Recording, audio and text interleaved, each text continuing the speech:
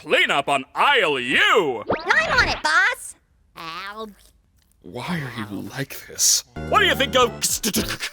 I don't... You're right, terrible. Let's try that again. The Amazing Digital Circus is a new web show that was created by Gooseworx and being produced by the Glitch channel. It does only have a pilot episode out and needs to get funding to greenlit a whole season, but with just the one pilot episode, it's awesome. I love it so much, and there's so many things to just talk about and like discuss, or questions to ask, and like just, I don't know, just think of things. I wouldn't call this video like any sort of theorizing per se, but I mean, I guess some aspects of it could be looked at like that, but I just want to talk about the show. I became immediately obsessed with it, so I'm like, well, it's on my mind, might as well talk about it. If you haven't watched the pilot episode yet, then I highly recommend doing that first. There'll be a link in the description to go watch it, or somewhere, I don't know. Go watch the pilot episode. And now all who's left that is watching is people that have watched the pilot and or don't care. Let's discuss some things. Let's immediately start by talking about the outside world, like the world that Pomni and the rest of the humans came from, and like what it is. So when Pomni is going through all the exit door chaos and losing more of her mind and stuff,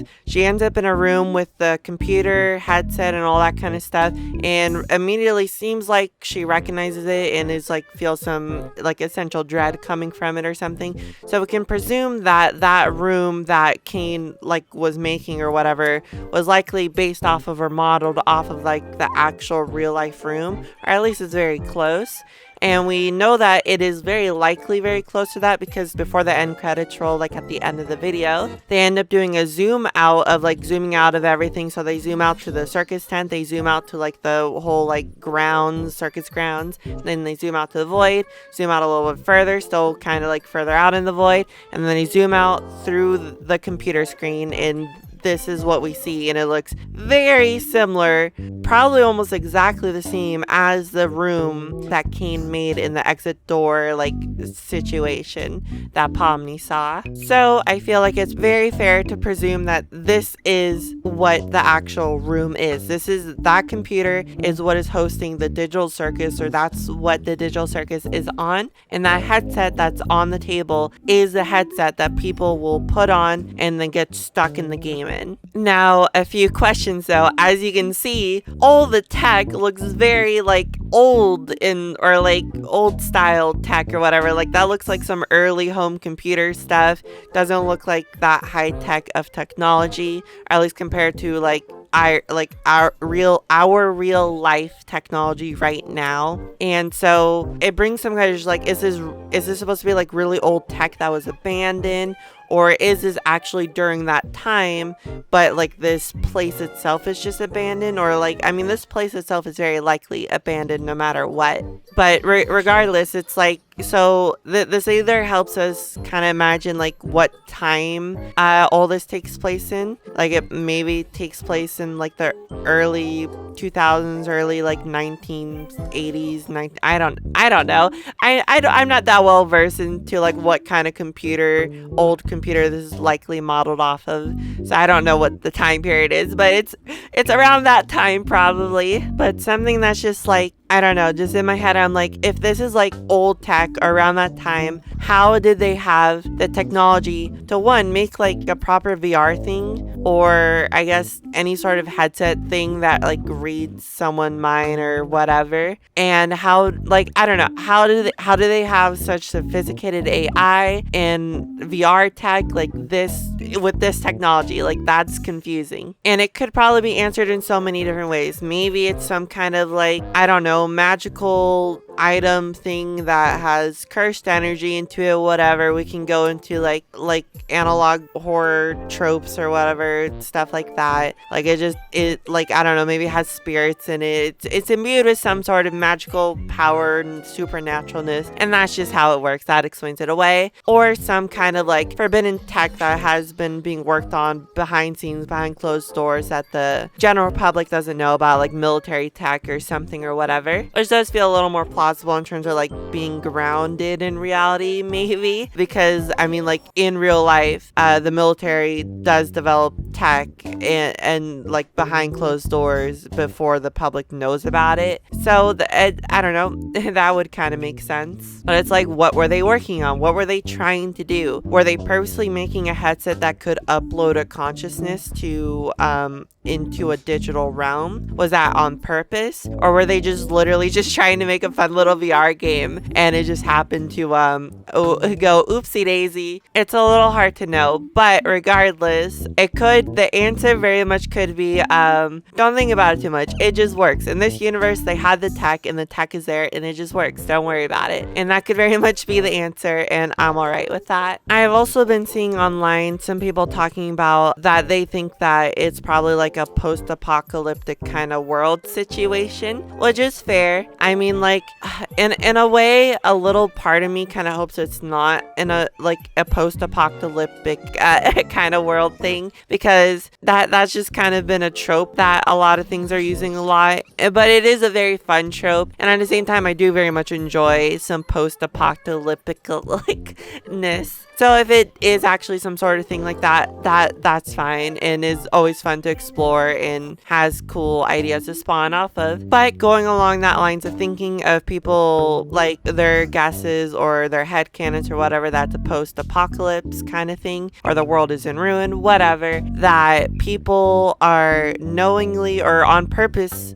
putting the headset on and just trying to escape reality kind of thing. Like the world's so bad that they just don't want to be there kind of thing. So they're putting it on purpose, knowing what it will do. The problem comes that it erases their memories. And so once they get in there, they don't know that they did it on purpose. And then, yeah, I don't know. But that's been something that's been talked about online. I didn't really do justice to that idea, so I apologize. I'm very much paraphrasing what I remember reading online. I should have wrote notes down, but that's just how I've been recording these videos. I have no notes. I'm doing this off the top of my head. So yeah, keep that in mind, I guess. But what I was trying to say there is that definitely go check out other people's videos on like just discussing the show in general and like their ideas of stuff or whatever. But I now want to move on from the like their IRL world or outside the game world, and I want to talk about some other aspects. So in the pilot, we meet 6 of the humans, which they're also referred to as characters.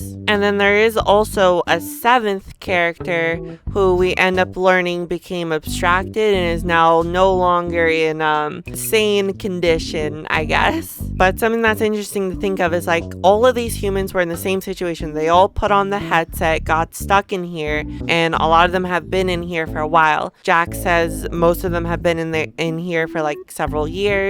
And that Kinger is the one that's presumably been there the longest, which maybe he has been there the longest, but there's a decent chance he maybe wasn't the first ones or whatever. He could be, but maybe he's not, because there's very much like evidence and implications of there being so many more before them, and it potentially is kind of almost like a weird cycle through of characters that eventually become abstracted, get locked away, and then new humans end up getting trapped over time, and so it ends up creating like a weird cycle of characters, probably. And what are the total amount of people that have been trapped in this digital circus realm? Well, again, like I said, we have met 6 of the characters. We also have technically met the 7th character. Why am I forgetting his name right now? Cosmo. Yeah, whatever. So seven people right there. But then when we see Cosmo, why am I saying Cosmo? Like from the Fairly Odd Parents. No, Kaufmo, I'm pretty sure that's how you say it. When we saw Kaufmo get put into the abstraction cellar, we get to see that there are other abstracted humans in that cellar as well. It's a little hard to tell how many are actually in there, and I think it's very much like it's on purpose that it's a potentially indefinite or incalculable amount. But I do feel like I took the image and then I like drew a little bit on it, and I think at the very very least, my own personal opinion, I think of what we do see guaranteed, there's at least 6 abstracted forms in there. I think there's 6 abstracted humans in there, at least. That's my opinion. It very well could just be 2 really big abstracted humans, like one on the left, one on the right. Just all that mass is just one. So I guess, okay, guaranteed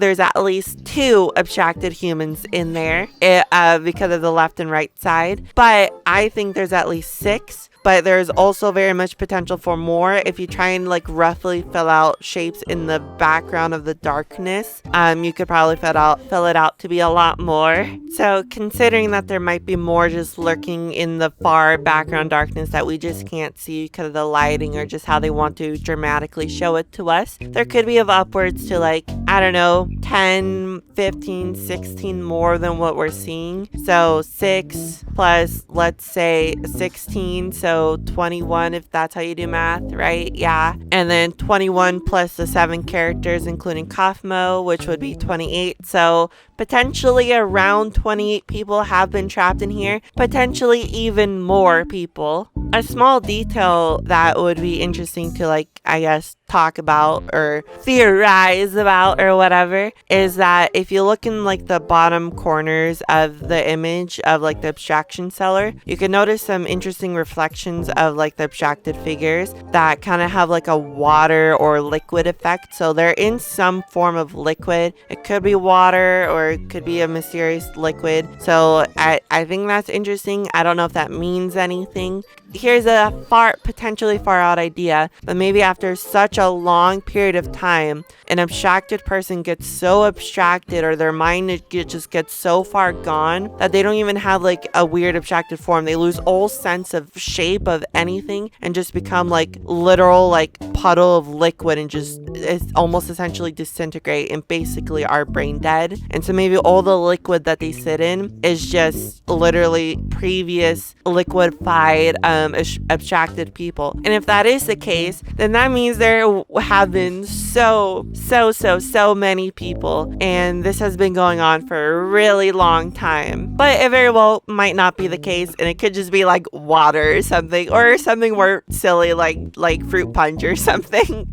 Who knows? Or it could be tar. I don't know. Or maybe it's not like melted abstracted people, but instead maybe like they just like extrude some form of liquid from their bodies for some reason. It could very much just be simple like that. I think what it likely is just it visually looks interesting and nice, and there probably isn't much else to it, but it's fun to think about this stuff. Now, is there actually an exit? I think there definitely is no, like, okay, I guess what do I mean by exit? Do I mean like, is there an actual like exit door, exit thing that you just step through and it takes you out? I think very likely not. And we've been shown that's probably not the case. Like, Cain made an exit door because he knows they all want an exit, but he doesn't really know what that means or what that would entail maybe for like actually leaving the video game or whatever. Maybe he does understand that, but like he literally can't do that. Like he's not able to do that. I feel like if he did have the power to actually like let them leave the game or leave whatever, I think he would do it. He would let them do it, but he's not able to. But is there like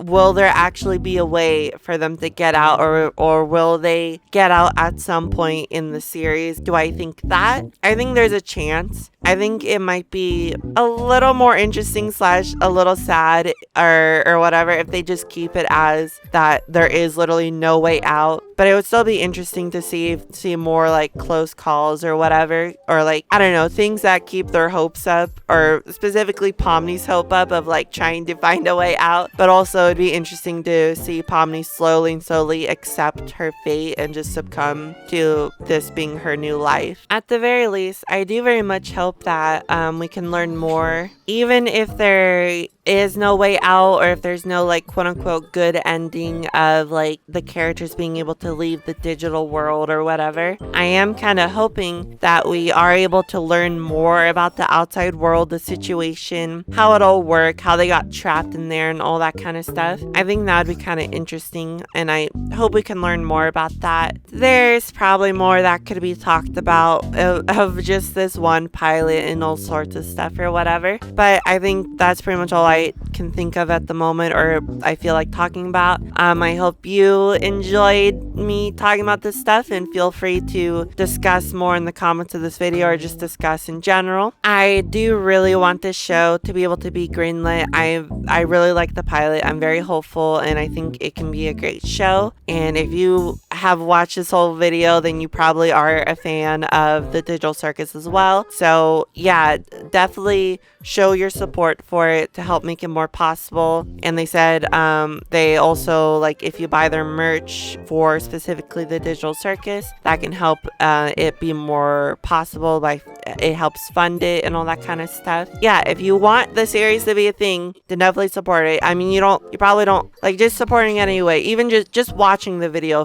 can help, because like they get ad money from YouTube and stuff. That's pretty much it. Have a good day or something like that, and see you later or whatever. Bye.